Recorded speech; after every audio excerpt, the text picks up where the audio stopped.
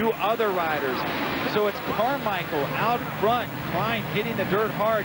Tim Ferry is second, then Ezra Lusk, Guy Cooper, the 40-year-old KTM rider, and then Sean Hamlin riding out the top 5. This is exactly the start in the scenario that Tim Ferry wanted in the last round of Southwick. He goes, if I can just get off the line with Carmichael, I think I can run with him. Now down the bottom of the street, you saw Lusk able to outgas Hamlin and take over third. So right now you have your big three as far as this championship has been going lately.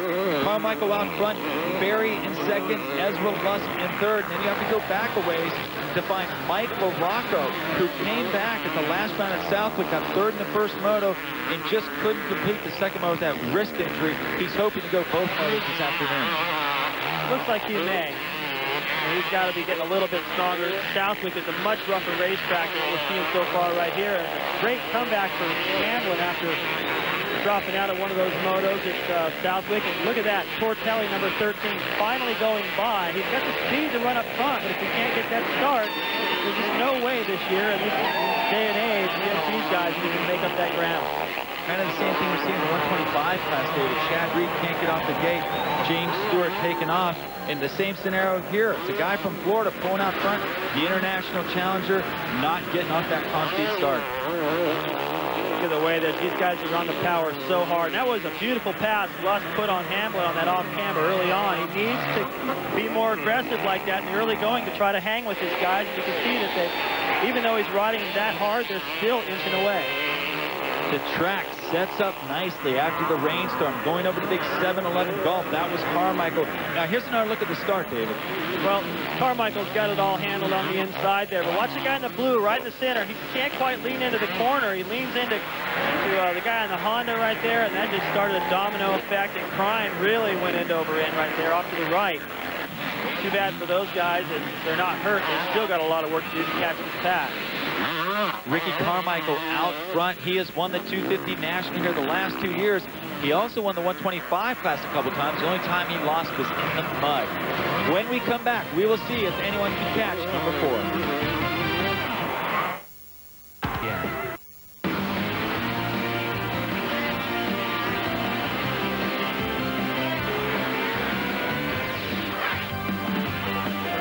Speedboat's presentation of AMA Motocross is brought to you by Honda, the company that defines performance in motorcycles, ATVs, and scooters.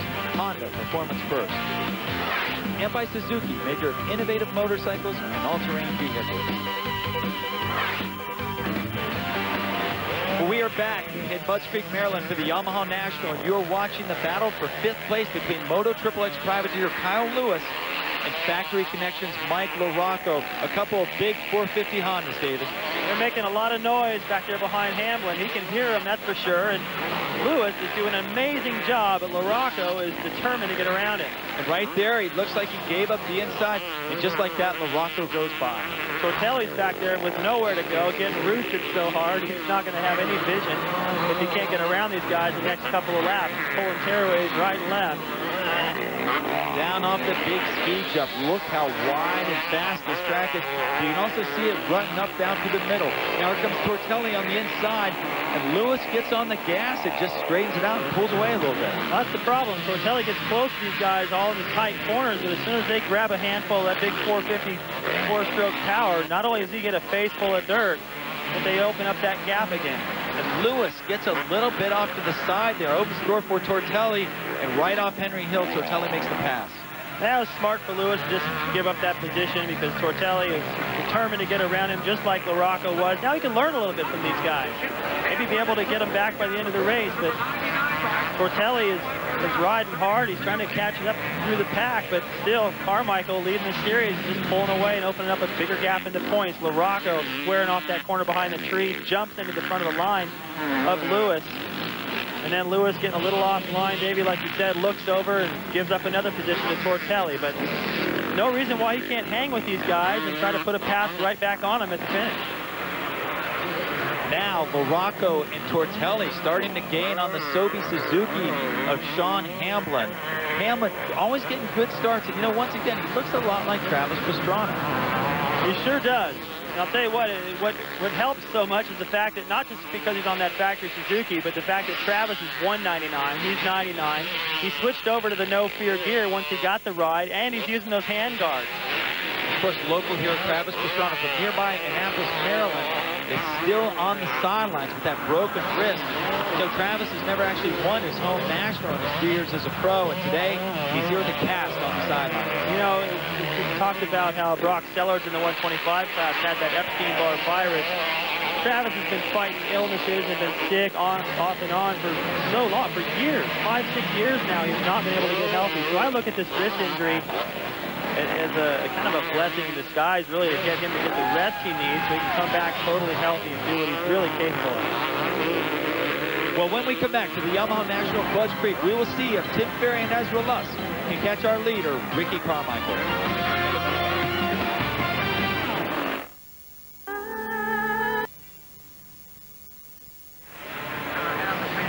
Welcome back to Budds Creek, Maryland. You're watching the battle for fourth between Sean Hamlin, Mike LaRocco, and Sebastian Tortelli up around the mechanics area. And LaRocco is the first one to come out of the corner, and there goes Tortelli. So just like that, the rookie loses 2 spots to the veterans. Well, these factory Honda guys are just picking on him right now, but I like the fact that he gets back in there and fights with them. It's not like he goes, you know, oh well, they got me. He tries to get back in there and race and learn, and sooner or later it's going to take them longer to get around, or they may not. Well, at the age that Hamlin is in, every second he spends behind those guys is a lesson. Yes, and he can stay close to them a little longer. He'll learn a little bit more and get used to the rhythm that they have. Everything's a rhythm and a flow. Right there he needs to jump in for, but he blew the corners. And already you can see just one mistake, those guys inch away, another about 10 or 15 bike lengths. Now Tortelli trying to get after Mike LaRocco. They are battling for 4th spot. Up front, Ricky Carmichael's our leader, then Tim Ferry and the Kawasaki of Ezra Lusk. You can tell that the pace that these guys are running is a little bit on the edge. They're going as hard as they can go. Tortelli really trying to keep up with LaRocco on that 450. Getting sideways and making mistakes. Going up the hill a moment ago, both feet off the peg, still wouldn't let off, or he'd give up too much space to Mike. Of course, this afternoon here at Budds Creek, Tortelli is having to carry the French tricolors by himself.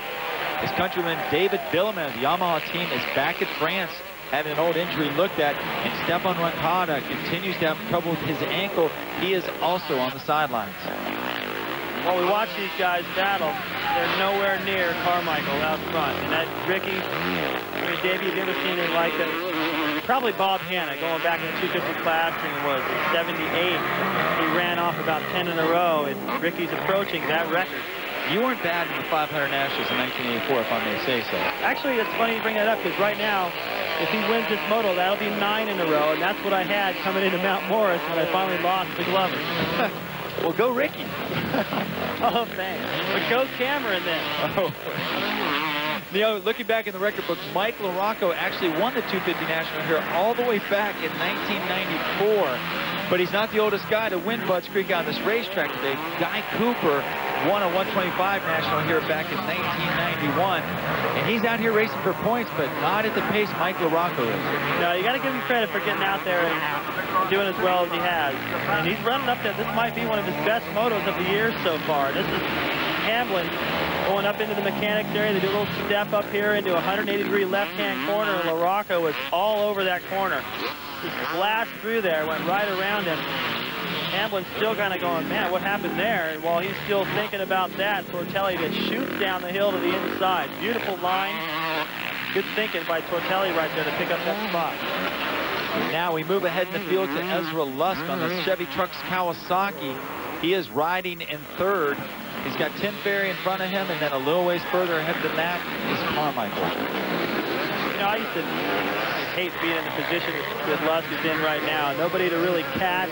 Pretty big gap up to 2nd and a pretty big gap behind him. He's sort of in limbo right there, wishing he'd had a little closer start to those. Actually, he did, but they just got away from him in the early laps. Here you can get a sense of the distance Carmichael's ahead. He already left the picture, then a couple lap riders, and then next comes Tim Ferry. Ferry is able to kind of keep touch with him in a little while there at the beginning, David, but Carmichael is just riding flawlessly. Well, he just breaks your heart. He takes away all your hopes right in the early going, because Ferry was right there with him. Carmichael pulled out to about a 4.5, 5-second lead and held it there. just to test Ferry. Ferry was able to match that, and so Ricky turned it up a little bit more and just broke his spirit. LaRocco continuing to do a good job of holding off Tortelli. Not bad for a guy in his 30s who's been sitting out for most of the year. Yeah, it's really tough to come back at this pace. You know, I mean, he practiced, and during a week off, he rode at Redbud, which will be the site of the next national. He rode all 3 classes just to get some time on the bike. But nothing can compare to this pace. And he jumped right back in at Southwick and ran it. There you see Tortelli. Looks like he's starting to get a little frustrated, trying to find a line around the big factory connection Honda of Mike LaRocco. LaRocco was already hard enough to pass. You know, he's not going to give up a position. He's tough. He goes faster and faster as the race goes on, a quality that Tortelli possesses as well. But now you put LaRocco on that more powerful bike, and you make it even harder to pass. Into the back section. Tortelli continuing to apply the pressure. Now this is where he passed Kyle Lewis down on the inside. At this point, it's just a drag race, and Tortelli gets him. It even takes time to get a tear off that helmet. Now he worked so hard for that, and that's been working for him. He squares that corner at the beginning of that long straightaway through the valley there. Kind of hits the left side of the jump, stays low, gets the power to the ground earlier, and he just rider on the outside just has to give it up to him or else fly way too far down that hill. And after seeing what Doug Henry did, nobody wants to do that. David, let's take a closer look at Tortelli's pass at LaRocco. Well, he sets it up beautiful coming out of the left, gets the power to the ground. Look at the rooster tail. He leads, he lands, has the inside line, the shorter distance, cleans his vision a little bit because LaRocco's been plowing it up. And he just has a better line at the approach of this jump. You see those little bumps that he was hitting right there before he took off in the air. Those are the little bumps that Doug Henry hit back in '95 and got a little out of shape, grabbed the throttle instead of the brakes right there and flew all the way to the bottom. You mentioned a rooster tail, David. Is that old school for roost? That's old school, yeah. I couldn't think of what else to say in the moment there, but you can see the burnout, the dust, the roost, whatever you want to call it. Back up front, Ricky Carmichael just gliding around this track. As we've seen in the wet and in the dry, he's just on top of his game, out front, complete control. And there you see on the sideline Steve Lamson, and that is the international signal that this thing is not running. That's too bad. He's down the bottom of that valley. Oh, and Tortelli is down. Sebastian Tortelli also goes down. That's going to shake things up. Worked so hard to get around LaRocco, and down he goes. That's just killing him. He's watching his title slip away right now, and his focus is not there. And he's made a lot of mistakes today. Let's go down to Cameron Steele. He has got an update on Sean Hamlin. Well, guys, from down here in the pits, it looks like obviously some kind of shock problem with Sean Hamlin, the new factory Sobe Suzuki rider. Definitely a disappointing time for Sean. Was sitting there, I believe, in 6th place. He's going to be leaving the track with a DNF and no points. A tough way to go off the track here at Budds Creek. Well, as we've seen time and again, the bad luck going everyone else's way, but this man, Ricky Carmichael, well on his way to his 9th straight moto win.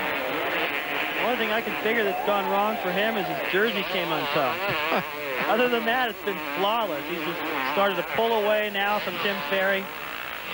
And this should be 9 in a row for him, which is just incredible. He could actually do the unthinkable and win every single moto this year. Now, this is not a replay of earlier in the race. Tortelli is having to come up and pass Kyle Lewis once again. Tortelli had worked his way up through the 4th, got around LaRocco as well as Kyle Lewis. And then, oh, and he fell down again.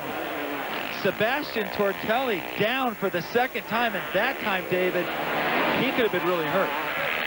Yeah, his focus isn't there, Davey. The thing that really bothers me is that I know that Tortelli works so hard. He just goes off the jump right there. He does what we call a seat bounce. I don't think he really meant to. He was sitting towards the back of the seat, though, and looked like he was trying to scrub with the brakes a little bit and made it even worse.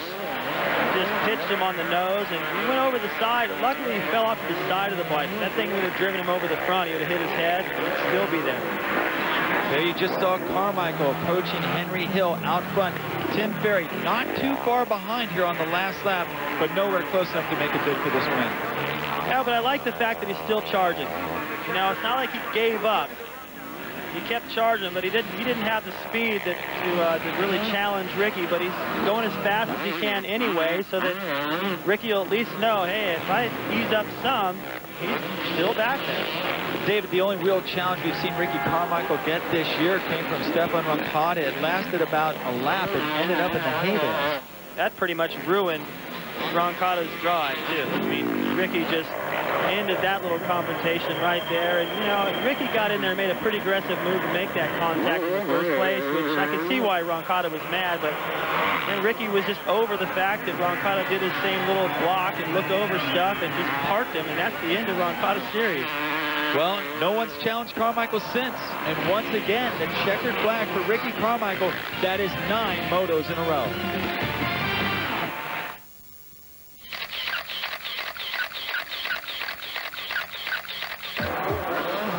For motocross superstar Doug Henry, Budds Creek was a track that served him well, at least in the hard luck department. In 1995, while riding for Team Honda, Henry flew off the biggest jump on the track and crashed about 75 feet later.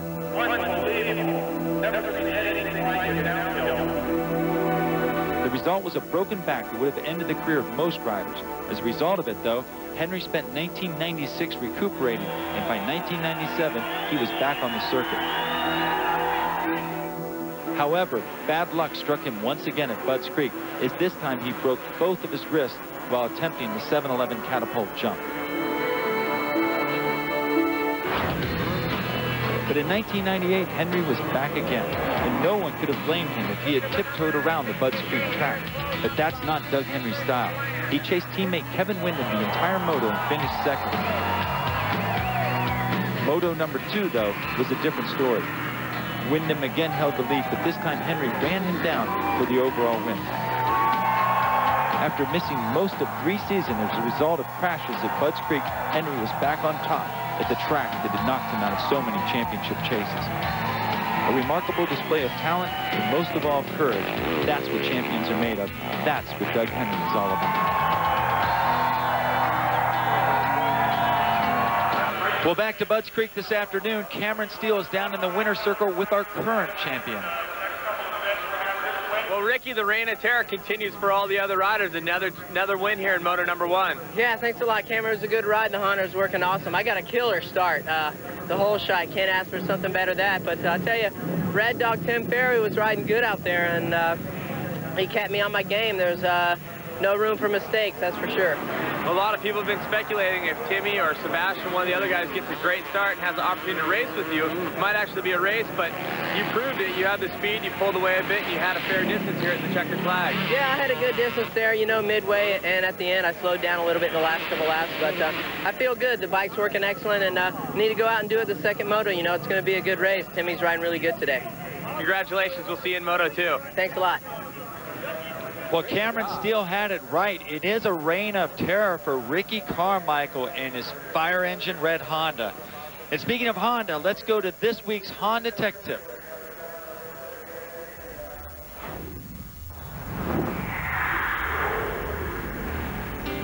Hi, I'm Ron Wood of this week's Honda Tech Tip. This week's tip involves bleeding your front forks. It's very important to do this after every moto. You do this by unscrewing the small cap in the front of your forks and letting all the air come out. Once the air comes out, you screw the cap back in. This keeps your suspension nice and flush and even after every moto. It's important to do this often. I'm Ron Wood of this week's Honda Tech Tip.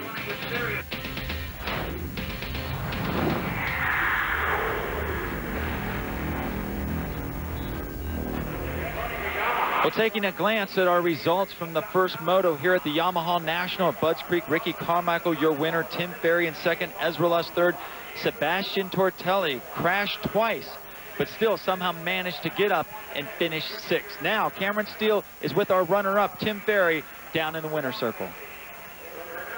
Well, Timmy, a lot of people have been looking forward to that battle, Tim Ferry and Ricky Carmichael. It came true here at Moto number 1. Tell us what went down. You know, both of us got really good starts. You know, my fourth stroke come out of the gate really good, and you know, it's a good change for me. I've been having some really bad starts, and that was the race I was looking for.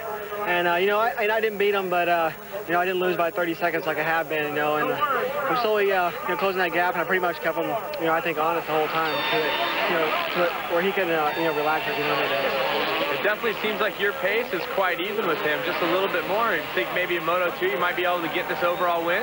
You know, I feel really good. You know, conditioning-wise, I feel fine. You know, he had a few laps where he kind of got a little bit of distance on me, and then like, you know, kind of kept it right around five seconds or so the whole race. And you know, he's good at the beginning of the motos. That's something I'm, you know, still working on, and it's definitely an improvement from the, you know, all the rest of the races so far this year.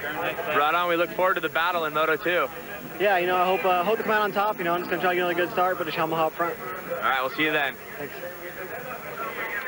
Taking a look at some upcoming dates on the U.S. Motocross schedule. Red Bud, Kenworthy's in Unadilla. For more, log on to usmotocross.com. Now, let's go back to Cameron. He's with Ezra Lusk. Well, Ezra, you're getting to be quite a fixture up here on the podium.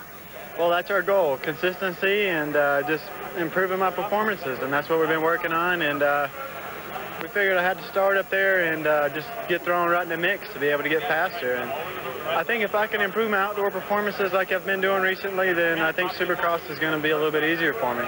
Well, everybody says Supercross is a little easier for Ezra Lusk. You've won there. I think you want to win here. Third place in Moto number 1 puts you in position. You could win the overall here today. Yeah, I mean, I really want to win for sure, or bad, but I got to be realistic. I'm trying to improve my pace. I'm trying to get faster and faster each week, and right now I'm just still a little bit off the pace, and I really have to work on that. Try to get my lines better, try to flow in the corners, and just the whole outdoor scene period. I just got to work on it a little bit, but I'm hoping we're going to get there soon. You look smooth out there, Ezra. We'll see you in Moto 2. Thanks a lot. Now, taking a look at the Women's Motocross League action, that is Jessica Patterson dicing with Sarah Whitmore, who hails from Michigan. These two girls were going at it all day long, but in the end, with a 1-5, Steffi Bow takes this round.